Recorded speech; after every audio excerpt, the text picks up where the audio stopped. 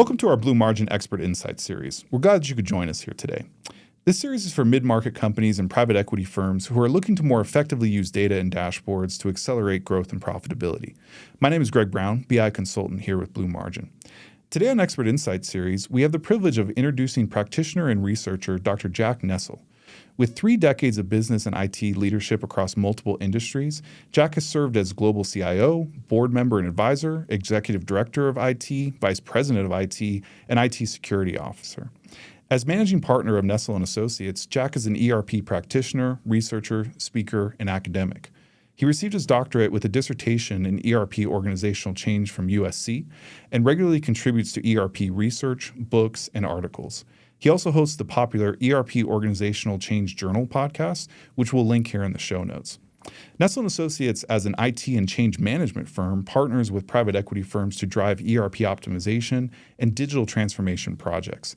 Their mission is to offer experience-based solutions and highly qualified professionals to ensure project success. Welcome, Jack. It's an honor to have you here on the show with us today. What prompted you to found Nestell Associates? I have a deep and genuine interest in effective and efficiently making business information work for businesses. And, gradually over the course of my career and cutting my teeth in information technology and after many projects, I started to realize more and more that successful IT was much more about business processes and culture as it was just pure information technology.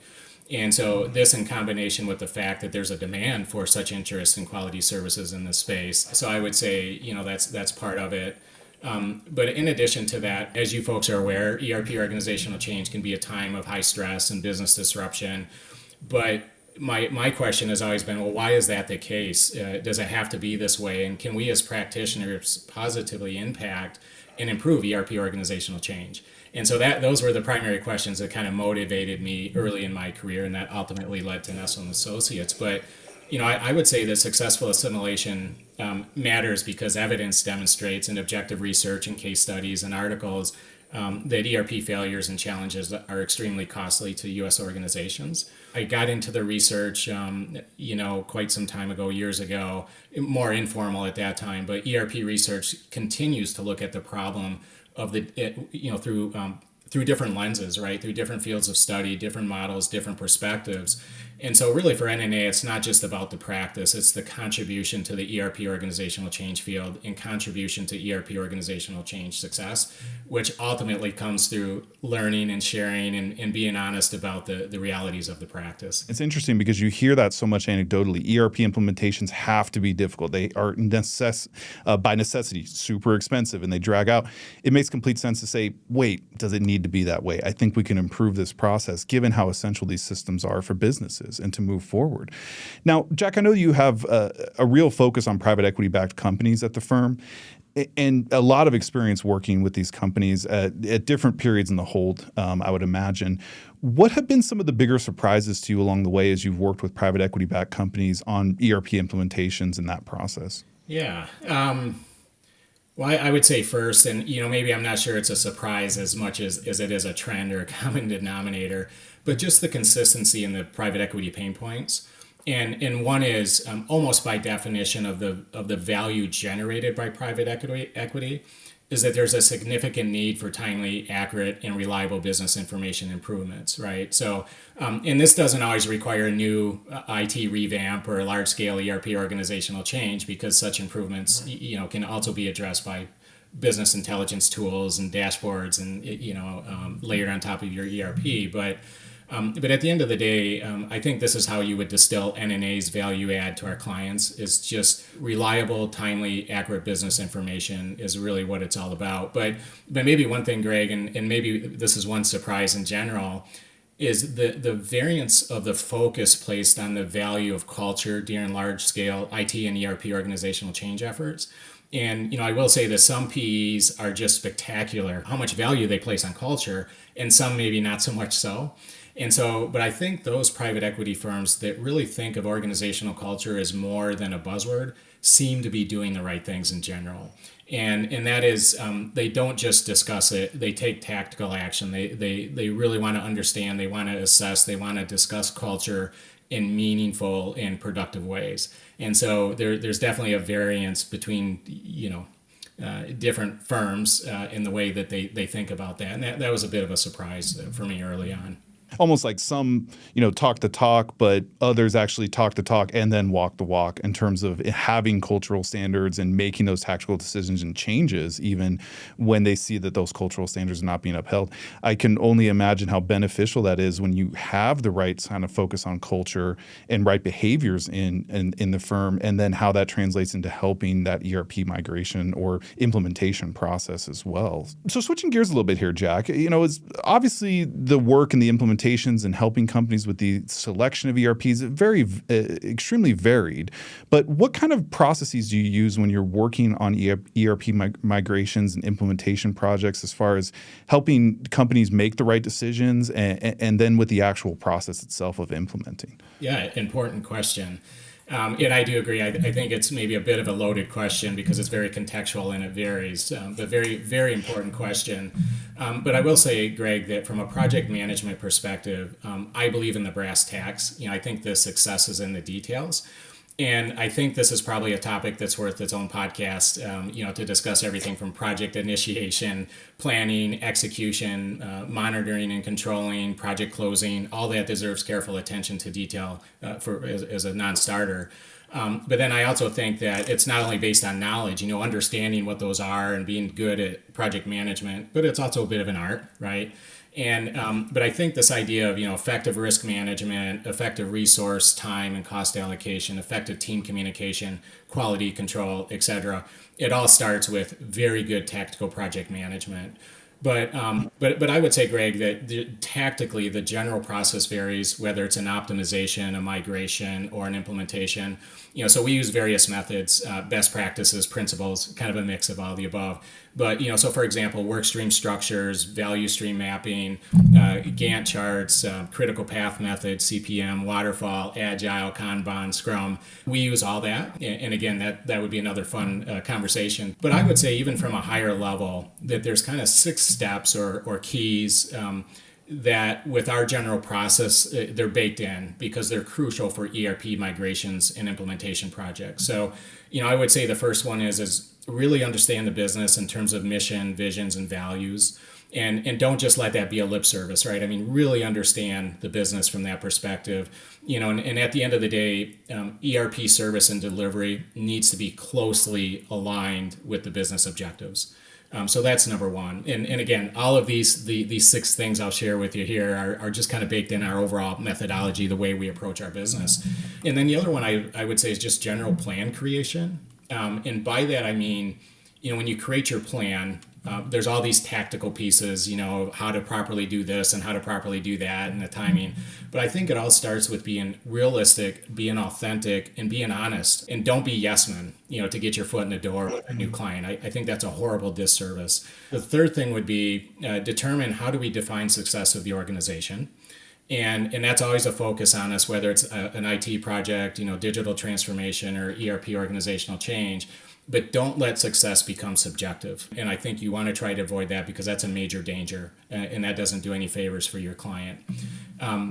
Fourth, I would say, Greg, is we do what we call a business operations analysis, which almost always includes some form of value stream mapping, right? So it's just a day in the life to determine, who are we today and where do we want to go? And especially with implementation or migration, that's a critical conversation. That needs to be very much a part of your general process. And again, I feel that there's right ways and wrong ways to go about that process. And then 2 more I just want to share is organizational culture and assessment.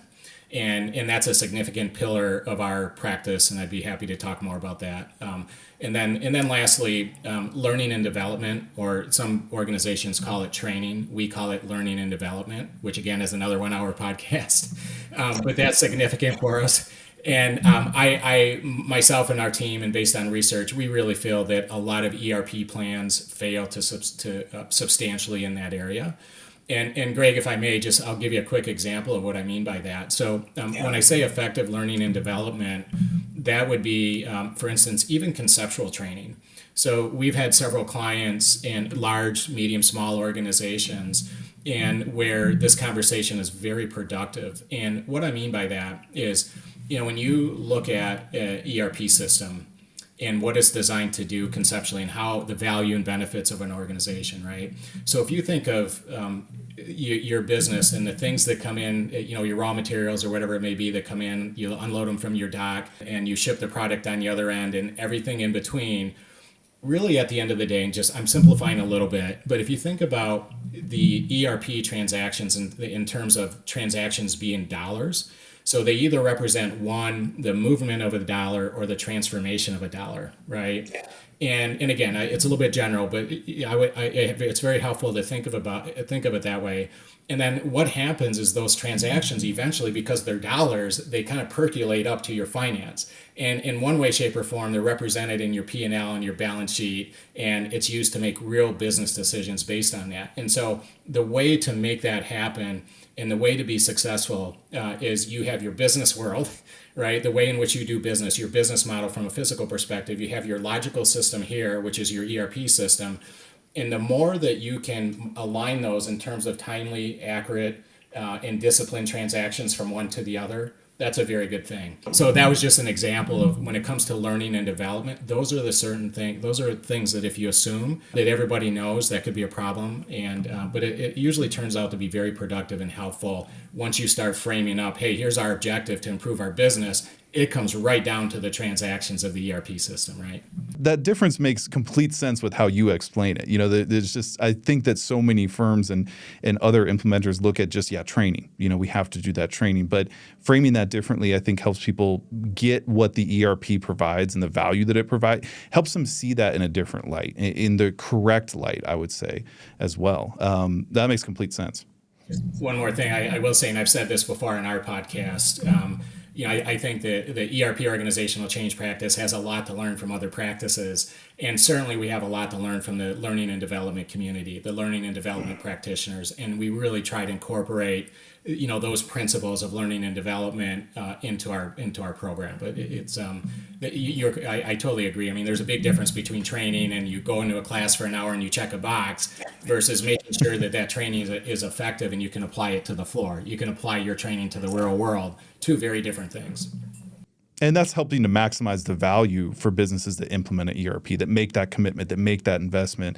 You want to realize as much ROI, obviously, from that as you can. So, it makes complete sense. So, Jack, when you meet with companies and private equity firms too, and they're in the LOI and pre-sale phase, what types of conversations and questions do you consider? And what does an engagement with Nestell and Associates look like? I think we really emphasize a hyper-focused attention approach. So obviously it all starts with an NDA, and then we usually have debrief calls to understand the context of the business. And then usually that's followed by a SIM or a SIP, confidential information memorandum or presentation, or even website information. And the reason we take that approach is because we do what we can to really understand the business right from the start so that we can provide a customized approach to our services. And I think that really makes a difference, and we don't have a template that we try to fit across every context and every need. And so we really hyper-focus right out of the gates on the needs of the business and understanding the business. But I would say, Greg, from a pre-sales phase for our due diligence, we consider probably three top questions. And one would be, obviously, is there anything that is quite unusual or appears to be a significant risk or a gap as it pertains to the IT or ERP in terms of the people, processes, and technology, right? So that includes systems, infrastructure, applications as well. The next thing we really focus on from a high level is, would there be any concerns that should be considered immediately post-close, right? So maybe they're not they're not an initial investment concern, but it's high enough caution or priority that right immediately once the deal closes, you really need to consider this. And then lastly, we really try to figure out what is the business information and business intelligence status and temperature. And the reason this is important is because sometimes I think that this is underappreciated, and then organizations and their PE partners, they get into major ERP and IT improvement efforts post-acquisition that weren't planned for. So now you have organizational capital, time, money, and effort. So that you have to spend that you really didn't plan because you didn't recognize it from the onset. So I think just from a high level, those are the three primary questions we try to answer. So on the LOI and the pre-sale side, the engagements vary quite a bit. But I would say that regardless, we do take quite an objective, I would say academic and vendor neutral approach to our due diligence work. And then the other thing we do as well is we support, especially in the context of carve outs, we support transition services agreement or TSAs. And that would be, for example, if you have a large global conglomerate and they're selling off a division, what's that transition look like? What's the transition plan? What's the transition agreement? So we support that as well. Right, absolutely. What about in the post-acquisition stage? What does that look like? What changes, if anything? Our work ranges from IT and ERP consulting, deployment, optimization, and that includes everything from complete build of the IT team in the case of a carve out. So that would be building the people, the processes, the technology, to a full-blown ERP organizational change effort, and everything in between. So, for a full-blown ERP organizational change, for us, that would include ERP organizational culture assessment, readiness, business process analysis, vendor selection, implementation, and post go live support. But we do, we do staff augmentation as well. Or if they've had their ERP for a while and it's kind of in their steady state and they're doing fine, but they want to take it to the next level and maybe they want to improve their business intelligence or dashboards, we'll help with that. So, but it's the same process, but it's pretty much any and all things as it relates to IT and ERP support. Yeah. Do you see any trends in terms of your engagements falling more earlier in the pre-sale phase or later in the post-acquisition phase? Is there a certain percentage breakdown there? I would say in terms of statements of work, right now it's roughly 50-50. And I think probably the reason for that is that once we support the private equity on the pre-sale side and we've built a trusted and a value-added partnership, and then there's always almost opportunities post-close for portfolios. And the reason for that is private equity firms, they're really focused on creating vibrant, healthy, sustaining organizations. And of course, one of the tools for that is IT and business information. Obviously, that's a crucial piece of that success. So it's probably pretty close to 50-50. So when private equity firms have an established platform company, they're in diligence for add-ons. What type of steps should platform company executives and private equity operating partners be taking to prepare employees for upcoming M&A? And, according to modern organizational change research or best practices, are there certain educational, cultural, or other steps and areas where these leaders can pave the way for a smoother integration? This is a great question. I really like this question because, again, I think it's crucial. And one of the things that I see the most successful PE firms do is they really hyper-focus on communication, sharing goals, holding town halls, for instance, setting shared organizational KPIs right out of the gates, right? So they really focus on stakeholder feedback and communication. And I would say during my personal research, formal and informal, there's little doubt that organizations that focus on leadership match, right? So the right leadership for the right organization, for the right culture, as well as organizational culture from the onset, is a significant key to the investment in the business success. But I would say, Greg, that one of the most influential factors is to understand your organizational temperature right out of the gates.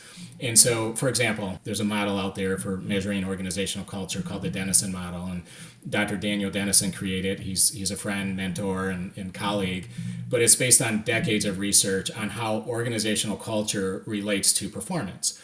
So Dr. Dennison and his team, they found links between organizational culture scores and the performance KPIs, I would say, for an organization, such as profitability, ROE, return on equity, ROA, ROI, growth, both in terms of market share and sales growth, quality, innovation, customer and employee satisfaction, and so forth. And in fact, we are able to correlate cultural traits such as those with these performance metrics. And so I think, just to give you some examples, when I say organizational attributes, I'm talking about strategic direction and intent, goals and objectives, vision, creating change, right? Change resistance, organizational learning that we talked about, empowerment, team orientation, core values, agreement, coordination, and integration. Those are all incredibly valuable attributes of a culture that have direct impact on organizational performance at the end of the day.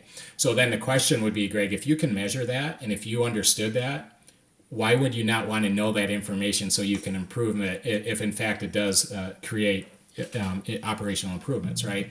So I would say to answer your question, to prepare employees for upcoming M&A, and obviously from our perspective, this would be something that's actually done post-close, right? Because when a private equity firm is going to go through the acquisition, they're going to purchase an entity, they can't really do this until after they own the business. But I would say that organizational culture assessments and productive conversations is, in my view, the primary item that leaders can take to pave the way for smoother integration.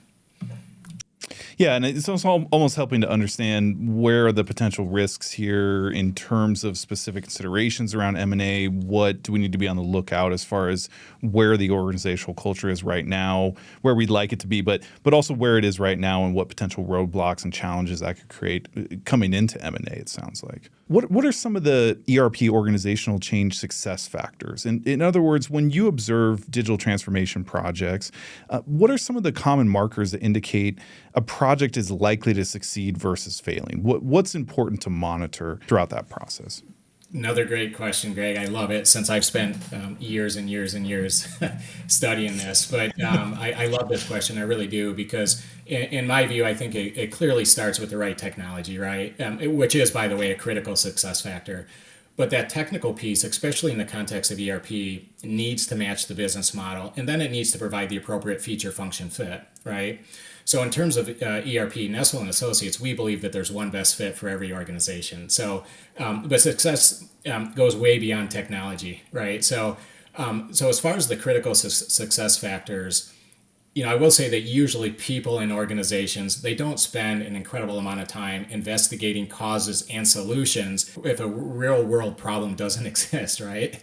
And the fact is, ERP organizational change can be a significant challenge. I mean, ERP assimilation challenges are a significant problem, as we talked about earlier in our conversation, directly related to many complex and dynamic critical success factors, for sure.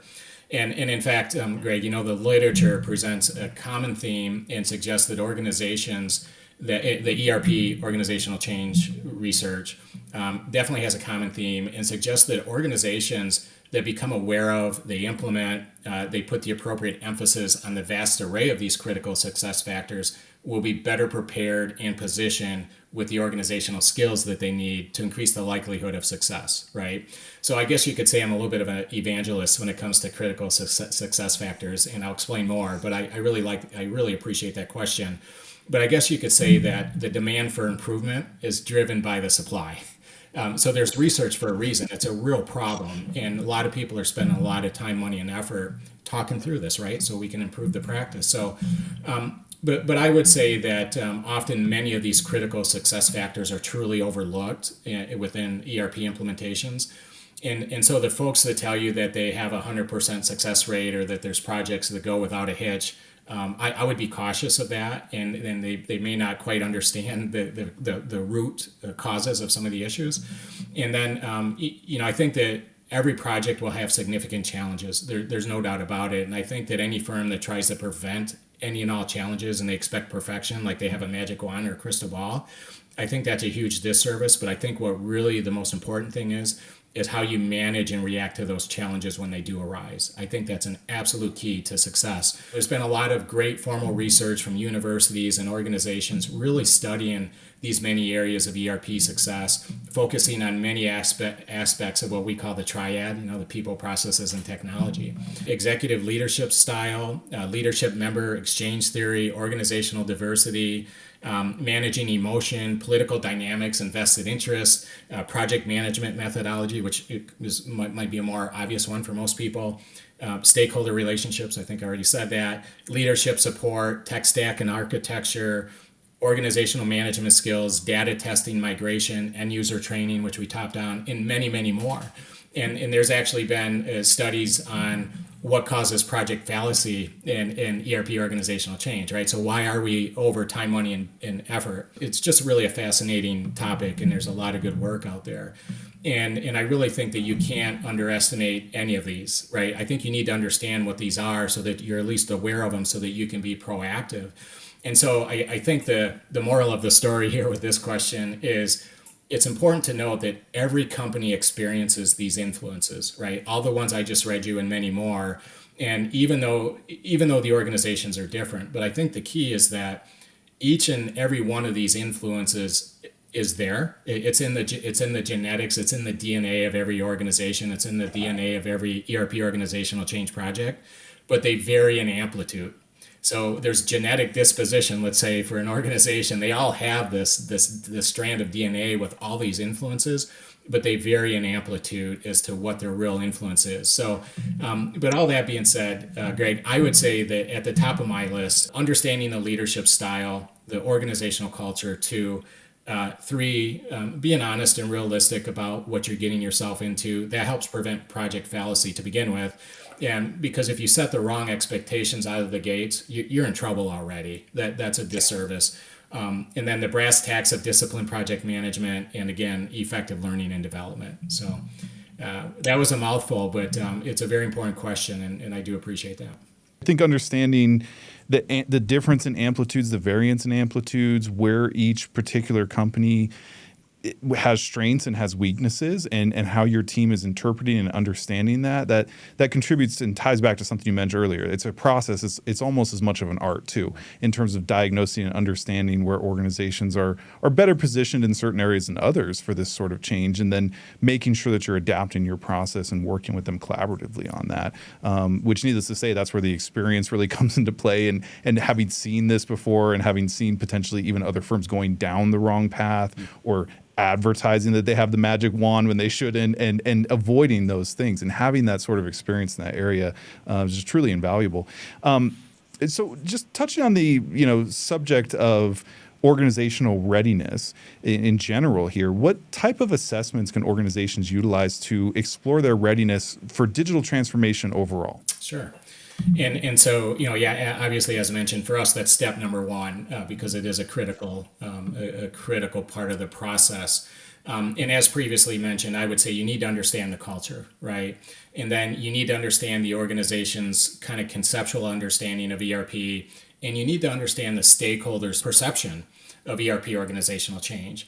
And so we have a variety of surveys and workshops to discuss these points. So, for example, in some of this, honestly, is getting a little bit into our secret sauce in our space. But I'll tell you, and I think this is important, is there are tools that we utilize, such as the Dennison survey, as I mentioned, in which to assess these items, such as the strategic vision, the intent, goals and objectives, your vision, organizational learning, team orientation, agreement, so forth, which I mentioned previously.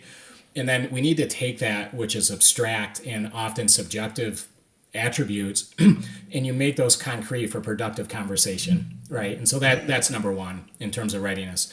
The second thing I would say is we use various what I would call quantitative surveys to help us get a sense for the collective leadership style. Because as I mentioned before, I think leadership style is really important.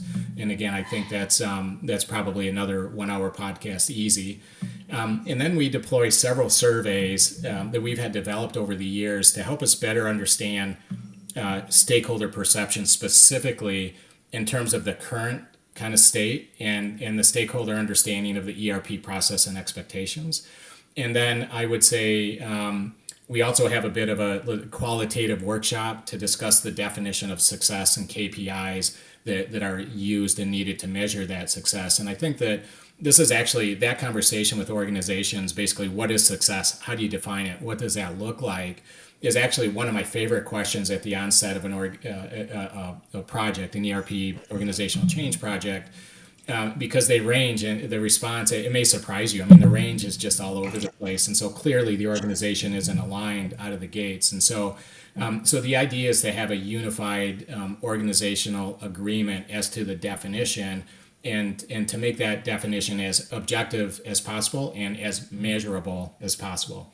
And what that does down the road, it just creates a lot of noise and around, are we successful or not? And the other thing I just want to add really quick, some research shows that the definition of success and the perception of success varies throughout the ERP organizational change cycle. And that's all natural, I think, because we're emotional creatures and we go through ups and downs. But the problem is that can become counterproductive. And so by going through this process and really taking the time on the front end to understand what that is, what the mission really is, and define it, it goes a long way to creating alignment and visibility within the organization. How do you advise private equity firms and companies in terms of when they're ready to make that investment, when they're ready to, for example, for a lower middle market company, to make the investment in implementing an ERP? Great question. We get this all the time. And I think to me, the answer is simple. And that is every organization is different. So you need to build an objective business case, right? And so how do you do that? Well, it's an objective, unbiased, honest review of your business, which is accomplished through the steps that we talked about previously, and really understanding the business flow and the business processes. That's where it starts. And so we assess the organization as to what the next step should be. I think that you really need to understand what is causing the gaps to begin with, right? Because it could be people, it could be process, it could be technology. And what you'll find when you go in the organization, there's all sorts of perceptions and opinions and ideas about what that may be. But until you take the time to go through this formal exercise and a bit of a discipline exercise, that's what it takes to build this objective business case. So I think the short answer is you offer that advice and that recommendation based on evidence, based on what you see, and based on the true and not the perceived ideas of what's going on within the business. And then you present an objective business case. And sometimes it's hard to argue against an objective business case, right? So that's our approach. Have there been instances where Nestell and Associates has advised against an ERP implementation or migration because you could not make the business case and it just didn't seem like it was going to return value, even if a client felt like it is and we need this? Yeah, absolutely. Yeah, absolutely. All new ERPs are highly disruptive, as you know, right? And if the root of the issue is, in fact, as I talked about earlier, maybe it's poor conceptual understanding of an ERP and or poor transactional discipline, for example, right? Then there's no sense in taking a sledgehammer to crack a nut. And so we're like, again, you build that case and you can say, no, that's not your problem. Your system is not a functional feature fit of your ERP. You got other things going on. So, but yeah, and again, I think this is where unbiased, vendor neutral approach is significant value add for our portfolios. So are there times, and I'm purely kind of just guessing on this point, Jack, but you can let me know. I mean, are there times where companies or private equity firms will say, well, we need an ERP migration, but they really need optimization? Does that come up sometimes, and you kind of diagnose that in your initial stages of the process? Optimization instead of implementation or migration?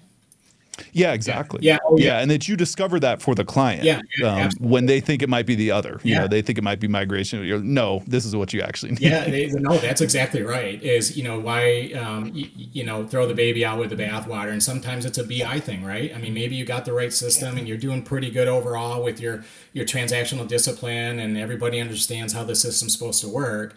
But it's just there's some gaps maybe from a business intelligence perspective. So sometimes then, that's where you just layer on that, that business intelligence layer on top of everything, and you can help take the business to a whole new level that way, right? But yeah, absolutely, optimization a lot of times is the right answer. With your research and background, I'd be curious to learn if there's any interesting research on digital transformation. And by that, I mean the adoption of digital technologies and the research that has come out over the past few years. What are you seeing from a research perspective that might be of interest to our audience of private equity professionals and portfolio company executives? Yeah, I would say, definitely, certainly there's a lot of good stuff continuing from the ERP research, as I mentioned earlier. But I'm certainly quite interested in better understanding the future of ERP organizational change in the context of that triad, right? The people, processes, and technology. But I think that the impact of emerging technologies on ERP or on that triad, the ERP organizational triad, is a very fun and very interesting topic for sure. And I think one thing is certain, and that is, ERP organizational change as we've been discussing, it's a very dynamic and complex interplay of people or organizational culture and process and technology. And as a result, there's been a great deal of discussion, research, articles, opinion, research-based journals, case studies, and so forth regarding this triad. And I think there's also plenty of views and perspectives and opinions and experiences and questions around each of those factors in that triad. But one of the things that we know, right, is that the ERP organizational change field is advancing, due to contributions, for example, enhancements in industry best practices over the years, implementation of new ideas around business process management, implementing new approaches to project management. The PMBOK and project management is just improving as well. And improving and understanding the values, as we've been discussing, organizational culture, organizational learning, organizational leadership, and then, of course, advanced and emerging technologies, right? So you hear this idea of Industry 4.0, Smart Factory 4.0, Software as a Service 4.0, and then on top of that, you have what? Augmented reality, Bitcoin, big data, blockchain, cryptocurrency, Internet of Things, quantum computing, RFID, robotic process automation, right? And I do think that all of those are just fascinating because, marrying those pieces, those emerging technologies with ERP within the business environment has had and will continue to have a pretty profound, I would say, effect on that triad, the relationship between the people, processes, and technology. So, for me, Greg, I would say, to name the obvious, is AI, artificial intelligence. And this is something that we discuss and consider all the time as emerging technologies and especially AI. But because we're focused on the triad, and again, I think that this whole idea of the triad is really a central theme or tenet of our practice. That the relationship in regards to ERP organizational change in these three items in technology, I do think that AI could potentially have a profound effect on this triad. And we're actually sorting that out. I actually think about that every day, is what's ERP going to look like tomorrow, in 2 months, in a year, and in 3 years, and 10 years from now. And it's just a fascinating idea. So because it's going to really change that relationship between the people, the culture, the leadership, the processes, and the technology. So, it touches all three, right? Doesn't it? It affects all three, and then that affects the relationship of all three of those things together. There's layers there and layers to unpack, I think, but that's absolutely going to be a very interesting space to look at going forward here. So, Jack, what's next on the horizon for you and the firm? And for those looking to connect with you and discuss these sort of things a little bit more, what's the best avenue? Yeah, well, I appreciate it. I would say, as far as what's next, we're very grateful for our continued success, and we're just going to keep our nose to the grindstone. We're just going to focus on the triad, and we're just going to continue to try to, contribute to the field and to our practice. So that's what we're going to continue to do. And, we are working on taking our podcast and our content to another level. We're just really looking forward to sharing more and more and more, and doing that in different formats. So that's pretty exciting for us to come later this year. But yeah, if folks want to reach out and get a hold of us, you can go to nestellassociates.com. One word, nestellassociates.com. And you can go to Nestell & Associates on LinkedIn. But those are probably the two best ways to reach out, and we'd be happy to chat anytime on this topic. That's awesome. Thanks, Jack. And we'll be sure to link all that in our show notes as well. Jack, thank you again for the time, and I look forward to staying in touch and continuing this conversation. You bet. Thank you, Greg. This was so much fun, and I appreciate your time. Thanks for having me.